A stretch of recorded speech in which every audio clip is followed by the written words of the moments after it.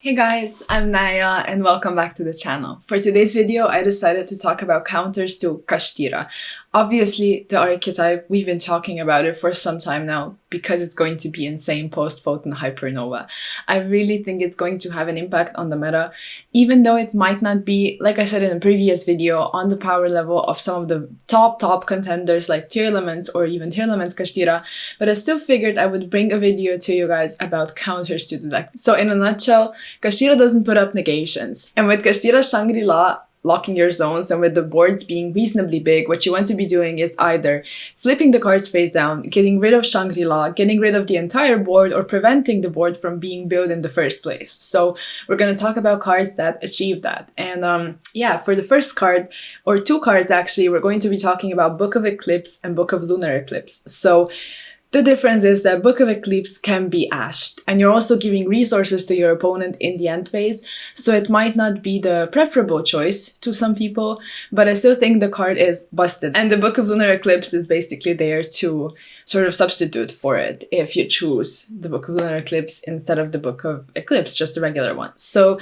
basically flipping the cards face down, what's going to achieve is you're going to turn off Shangri-La locking the zones because it needs to be face up in order to lock zones, and you're also turning off the Arise card, its Macrocosmos effect because it's not face up anymore, and it also has the effect where it banishes your cards face down, so you're preventing that from happening. And if they maybe put up something like Fenrir as well as, I don't know, Unicorn or whatever it may be, you're also flipping all of that face down. And if you have a way of breaking through a board like that so you don't give your opponent resources in the end phase, I think cards like these are going to be a very smart choice moving forward. And a card that has a similar effect is also Swords of Concealing Light, but the downside is because it's a continuous spell, it needs to be face up on the field in order to actually apply. So if a Rise card gets rid of it, because like I said, it banishes cards face down, then you don't get any value off of it. So it's much better to play cards that just get played, apply, and you don't need to worry about them getting disrupted in some way, like in a form of removal. If they get negated, sure. But like I said,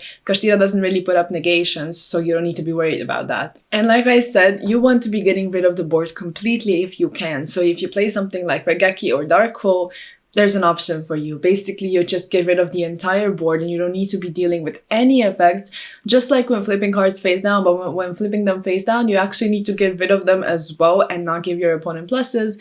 And with Regeki and Dark Hole, you just get rid of it entirely. So that's really nice. I think those cards are a good choice in this matchup. And moving on to other cards, basically you have cards that can steal the opponent's monsters, like Mind Control, Change of Heart, Enemy Controller, Talents even, because Kashtira Arise card, if you decide to play it, can be made if Shangri-La activated the effect that turn, and it doesn't need to be your Shangri-La, it can also be your opponent's. So we have been seeing people play Arise card in their decks in order to actually make it on top of Kashtira monsters. So it can be either in a Tier Elements Kashtira deck where you can make it on top of Tier Elements Kashtira, or you can also play cards that take the opponent's monsters and you just make the Arise card on top of it. So you're getting rid of their cards, you're getting your own Macrocosmos that can banish cards face down, which is not bad. But the downside maybe is that you don't always you cannot always rely on Shangri-La activating the effect. You would essentially need to bait it. And when it comes to cards like Talents, you would also need to bait something to be activated so your Talents can be live. It's not that bad. It's not that hard to do it. Like, you would need to sort of sacrifice your cards, you know, to bait your opponent, get rid of your own resources. But like I said, it's not bad because with the Arise Cards effect to attach from the banish pile, the effect is mandatory.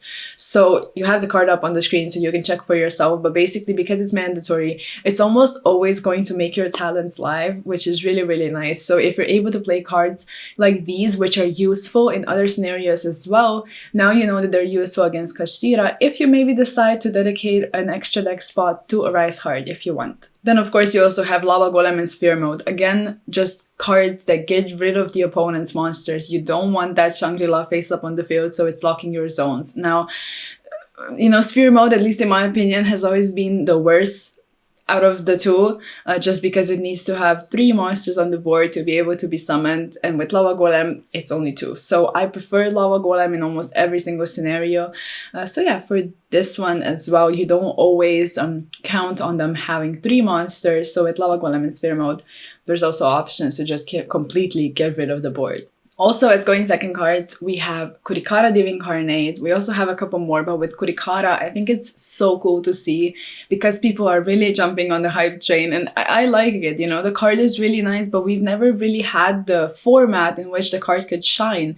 But right now, with effects activating during your turn, like I said, if nothing else, there's the mandatory effect of Arise card, and you can just tribute the cards that activated the effect to summon this one. So if Shangri-La activated as well, you can get rid of it, free up your zones, and you have a body that's kind of big. You can also just beat over things and get resources for yourself in the end phase. So I think just playing Kurikara is really smart right now. I think you should probably be investing into Kurikara because from what I've seen, it's going up in price and it's probably going to go up even more. So there's Kurikara. And another going second card I wanted to mention is Triple Tactic Tasking. So it's a new card from Photon Hypernova, and it's essentially, the name also tells you that it's similar to Triple Tactics Talent, but it's not dependent on your opponent activating monster effects in the main phase. It's during your turn. So at any point in time, which just makes it even better in a way than Talents, but it doesn't have the same effect. Basically what it does is it's getting you access to a normal spell or trap card. You can either set it, or if your opponent controls a monster, you can add it to your hand. And when you set it, you cannot activate it in the same turn. So what you want to be doing obviously is activating it when your opponent actually controls a monster, so you get full value off of it. So with Triple Tactic Tasking, you get resources either in the form of your own engine or cards that can actually break the opponent's board. So we mentioned Drageki, Dark Hole. There's many different options for you.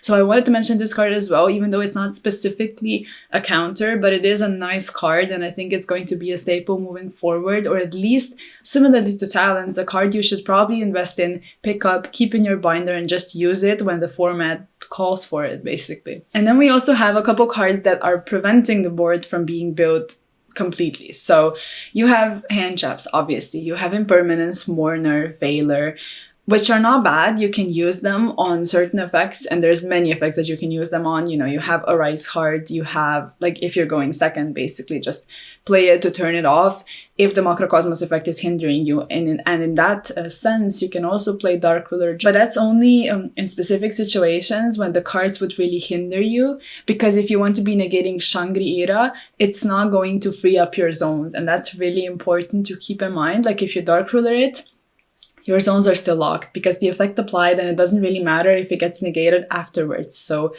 that's important. And when it comes to, like I said, hand traps, Veiler, Impermanence, whatever, you're just preventing the board from being built.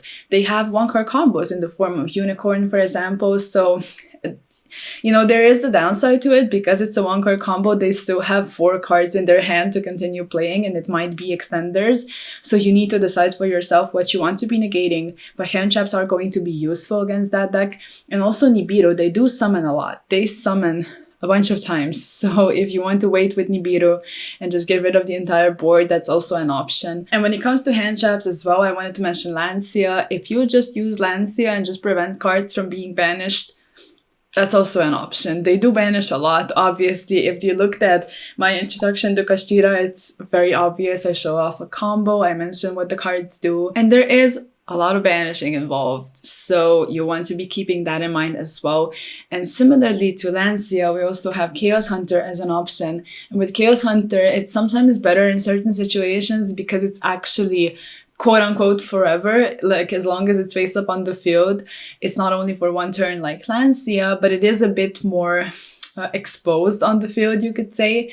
So these are options for you as well. So I would look into playing hand traps if you're afraid of that deck, because you want to be preventing it from just going wild. I do think that if you stop it like in the correct point, you should be fine, because the deck doesn't seem It seems a bit scary, but it doesn't seem unbeatable. So I wanted to mention all of these cards in the video, and there's probably other options as well. And if there are any that I maybe have missed, please mention them in the comments down below. I always love to read your guys' comments.